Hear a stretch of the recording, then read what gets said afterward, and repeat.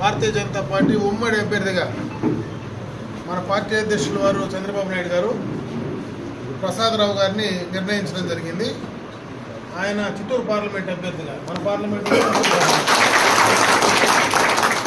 కాబట్టి ఆయన అన్ని నియోజకవర్గాలు తిరుగుతూ మన నియోజకవర్గానికి కూడా రావడం, ఇక్కడ మనమందరం కూడా ఎందుకంటే మళ్ళా తక్కువ మందే ఉన్నారు ఈరోజు, ఎందుకంటే హెడ్ క్వార్టరు సాయంత్రం అందరూ మిగతా మండలాలకు వెళ్ళిపోతారు. మళ్ళా ఒకసారి మొత్తం నియోజకవర్గంలో మనం పెద్ద సమావేశం ఏర్పాటు చేసి వచ్చే కార్యక్రమాలు కానీ చేసుకుందాం.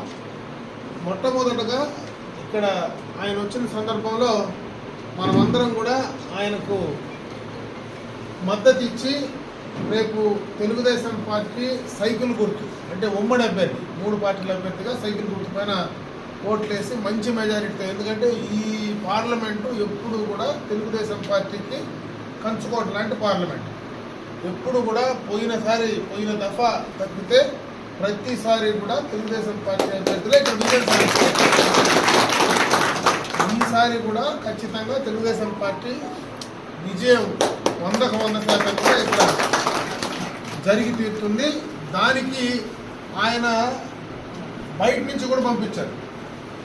అంటే ఈ పార్లమెంట్లో మనమందరం కూడా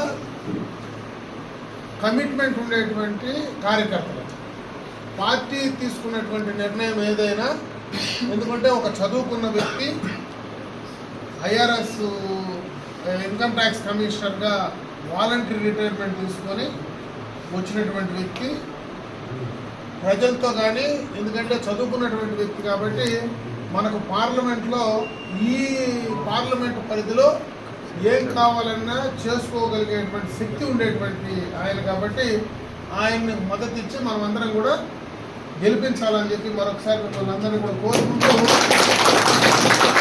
మళ్ళీ ఒకసారి ఈ నియోజకవర్గంలో పెద్ద సమావేశం, కార్యకర్తల సమావేశం మళ్ళీ కూడా మనం ఏర్పాటు చేసుకొని ఆ రోజు ఆయన పిలిచి అక్కడ ఆయన అందరికీ కూడా పరిచయం చేసేటువంటి కార్యక్రమం. అదేవిధంగా మండలాల వారీగా ఎక్కడ సమావేశం పెట్టినా ఆయన ఎప్పుడు వచ్చినా కూడా ఆయన అందరికీ కూడా ప్రజలకు పరిచయం చేసేటువంటి కార్యక్రమాన్ని పార్టీ యంత్రాంగం మొత్తం కూడా బాధ్యత తీసుకొని చేయాలని చెప్పి మిమ్మల్ని అందరినీ కూడా కోరుకుంటూ సెలవు తీసుకుంటున్నాం.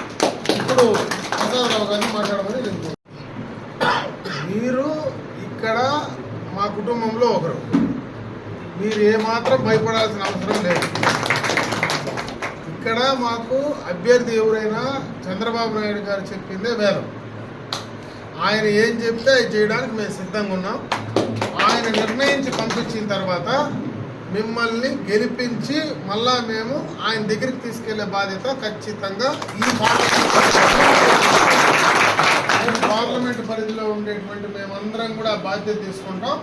మీరు ఏమాత్రం కొత్త అనుకోవద్దండి. ఈ ప్రాంతం ప్రత్యేకంగా చిత్తూరు జిల్లాలో ఈ పడమటి ప్రాంతాలు మొత్తం కూడా శాంతియుతంగా ఉండేటువంటి ప్రాంతం. బెంగళూరు కల్చర్ ఎక్కువ ఉంటుంది. ఇక్కడంతా సాఫ్ట్ పీపుల్, ఏదైనా ఉంటే స్ట్రైట్గా మాట్లాడతారు, చెప్తారు.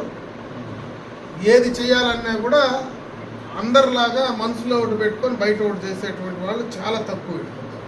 కాబట్టి మీరు ఏమాత్రం అనుమానపడద్దండి, ధైర్యంగా రండి. ఖచ్చితంగా మీరు ఇక్కడ పార్లమెంటు సభ్యులుగా మిమ్మల్ని పంపిస్తాం.